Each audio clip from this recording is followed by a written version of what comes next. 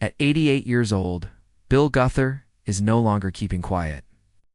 After years of staying silent in the face of internal conflicts, financial controversies, and sharp criticism within the entertainment industry, he's finally speaking up. Stories that were once brushed aside and accusations that went unanswered are now being addressed directly and candidly in his own words. The public no longer sees him as the flawless figure he once appeared to be.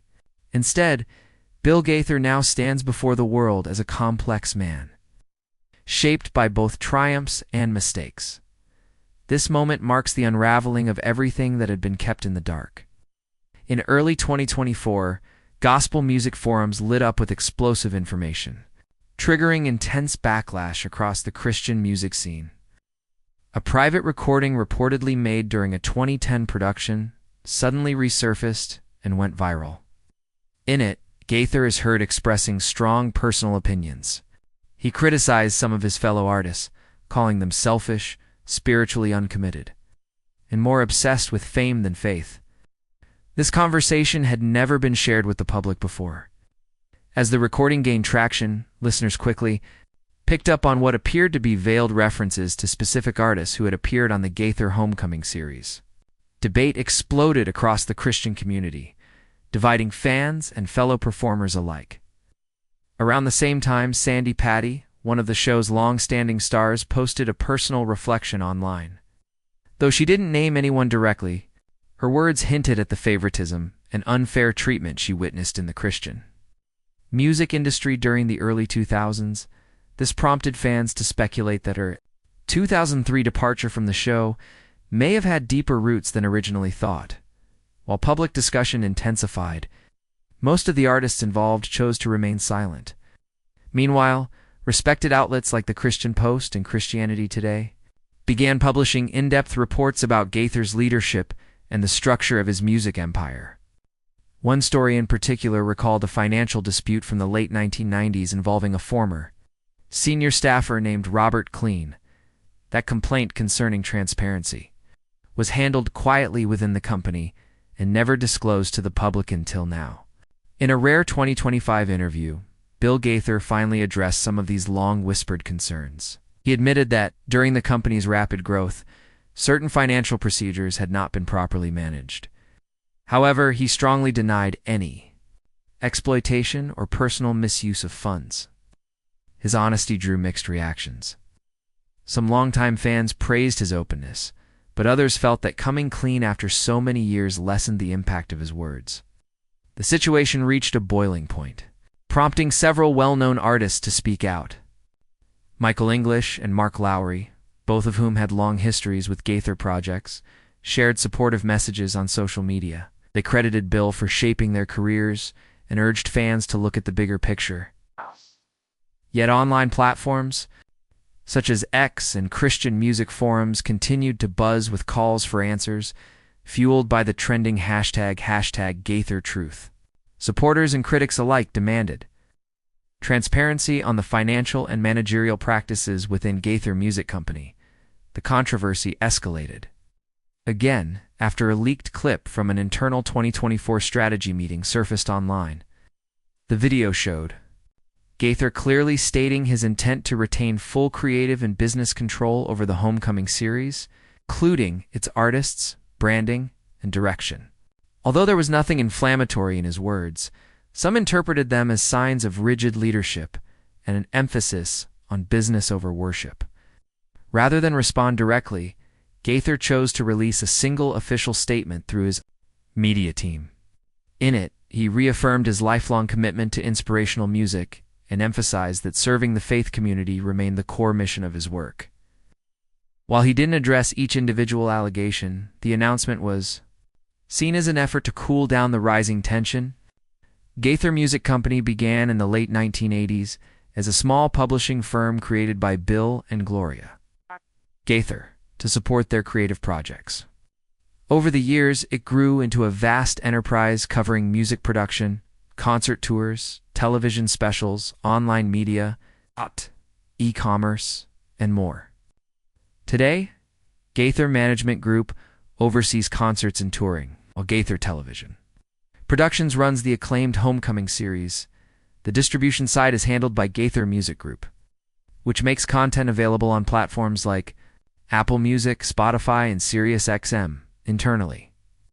The company operates under a centralized structure almost every major decision goes through Bill Gaither and his trusted advisors. While this has helped maintain a consistent and recognizable brand, it's also led to criticism that the company restricts its artists' creative freedom. By 2025, the Gaither catalog had grown to include over 700 original songs written by Bill and Gloria. Many of these works, like He Touched Me, Because He Lives, and The King Is Comin', are now considered foundational in modern Christian music, and their impact stretches far beyond the United States. The company has sold tens of millions of albums since the early 1990s, but along with its success came controversy.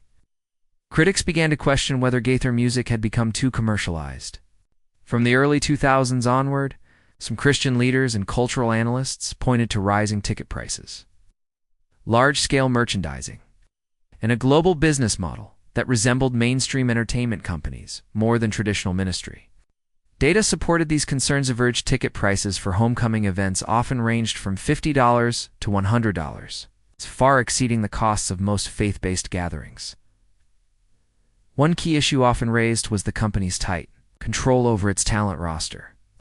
Artists like Mark Lowry, Guy Penrod, Michael English, and David Phelps had long and fruitful partnerships with Gaither Music. But when others left without explanation, fans were left wondering if those exits reflected deeper issues, perhaps related to creative limits or managerial disagreements. In addition to its music ventures, the company runs Gaither Family Resources, a multi-purpose center in Indiana that blends retail, education, and faith outreach. Meanwhile, Live Bait Productions, a children's animation studio led by Bill's son Benji Gaither, helps create digital media aimed at religious education for younger audiences. After building a large-scale organization with a distinctly personal stamp, Gaither's impact also extended into his private life, especially in how he managed the balance between his religious beliefs and personal choices. The Gaither family, consisting of Bill and Gloria Gaither, has long stood as a symbol of unity in the Christian artistic world. Since the early 1960s, their marriage and music have represented what it means to be a ministry family. With 3 children, Suzanne, Amy, and Benjamin, the Gaithers built a supportive environment where each family member contributed to both the business and creative sides of their work. Benjamin Gaither, also known as Benji, currently serves as the executive director of Live Bait Productions, which is the animation division of Gaither Music Company.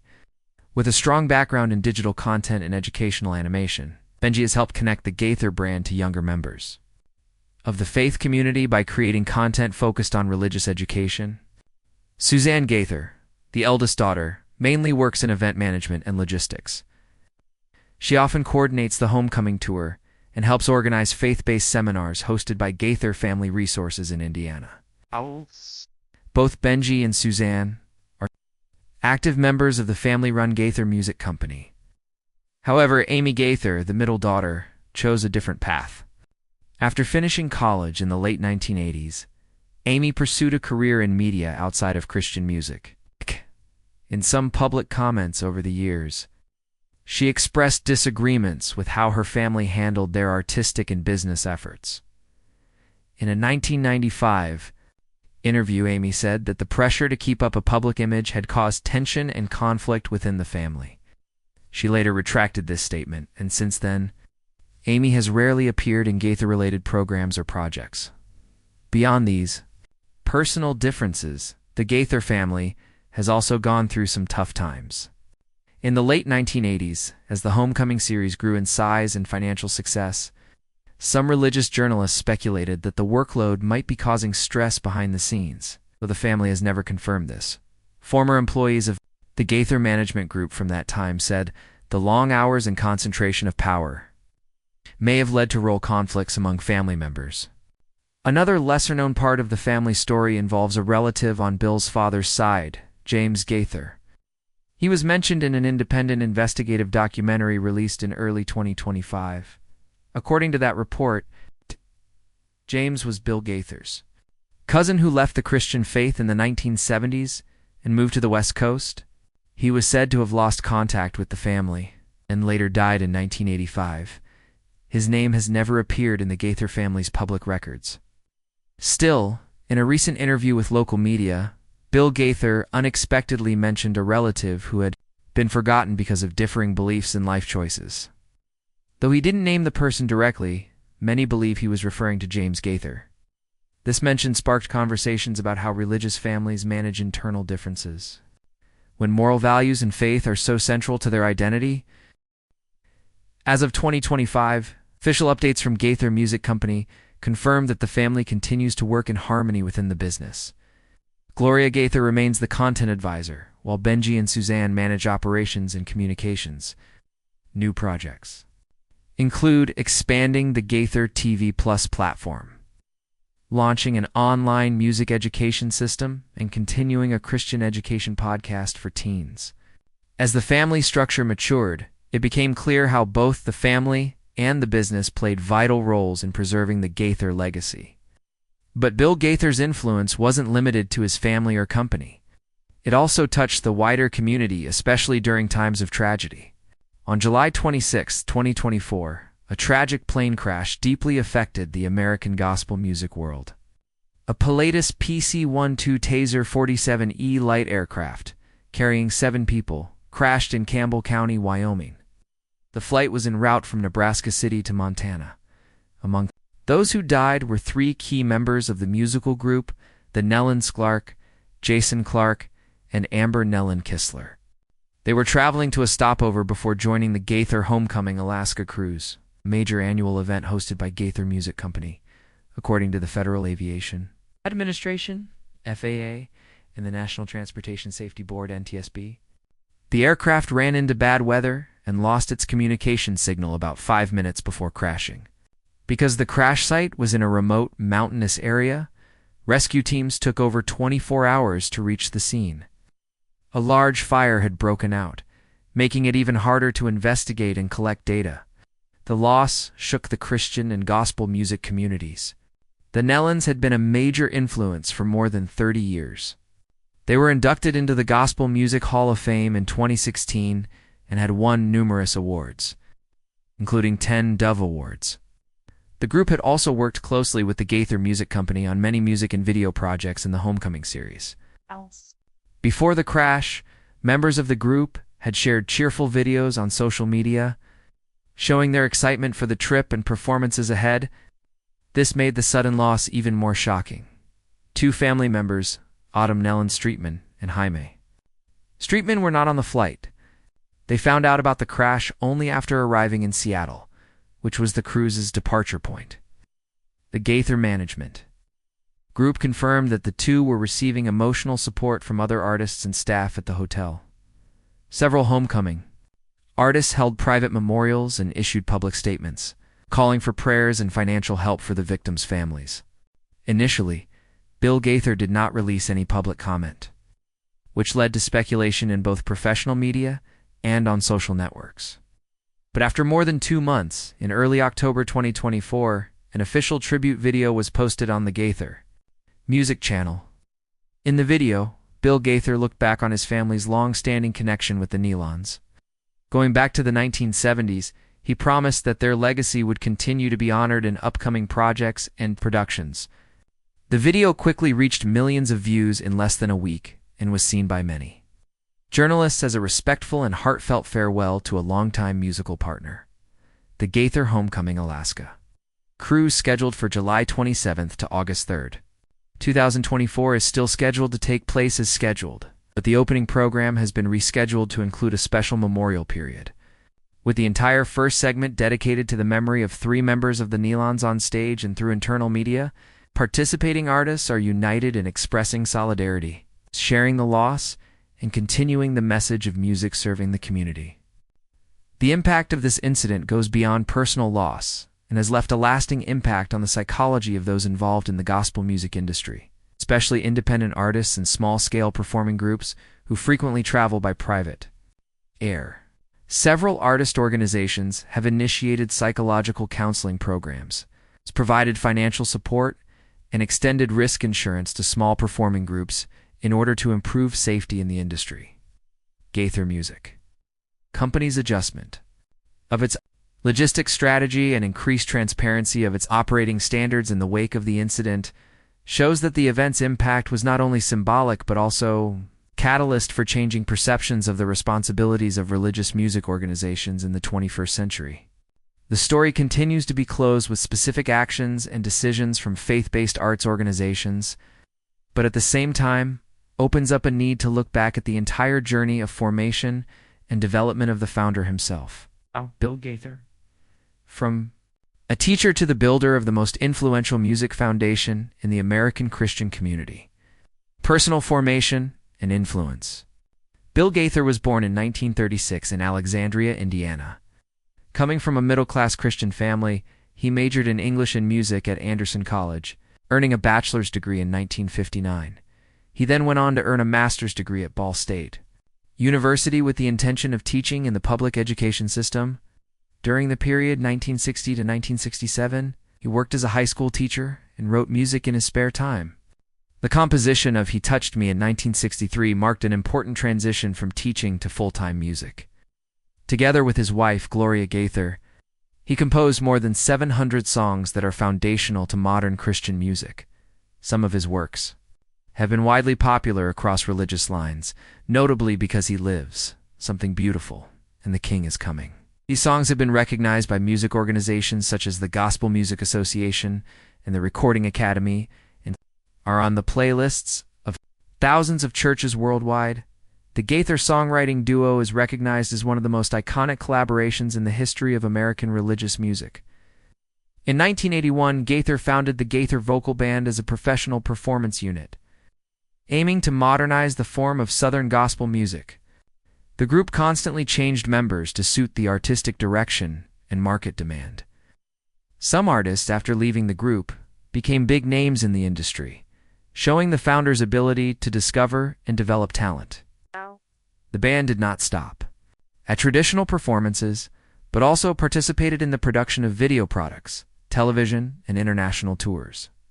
The Gaither Vocal Band and the Homecoming series have been central to Gaither music. Company's expansion strategy since the 1990s, these events have served as both an artistic and a marketing tool, helping to maintain the Gaither brand for over 3 decades. Many artists have come to be known through this system, including Michael English, David Phelps, Mark Lowry, Linda Randall, Russ Taff, and Guy Penrod. Gaither not only provides artists with opportunities to perform, but also supports the production, promotion, and distribution of independent material. In addition to his writing and performing, Bill Gaither is deeply involved in the development of religious music education. He was a founding member of the Gospel Music Association and played a key role in initiating the Dove Awards, which recognize achievements in Christian music. Throughout his career, he has combined his artistic work with his missionary work through international collaborations, music scholarships, and educational television programming since the late 2000s, but a decrease in live performances. Bill Gaither has continued to lead digital content operations, including the development of the Gaither TV Plus platform, SiriusXM broadcasts, and religious educational podcast channels. In this role, he has shifted his focus from performer to content strategist, enabling the next generation of the Christian music ecosystem to continue to maintain and expand its influence. If you believe this story carries meaning for those who value music, faith, and the real experiences of the people behind the spotlight, take a moment to help it reach further. Like this video to show your support. Share it with friends who understand the weight of legacy and personal truth, and leave a comment to add your voice to the conversation. And if you want to stay connected to more content that goes beyond the surface and speaks to something deeper, make sure to subscribe and stay with us for what comes next.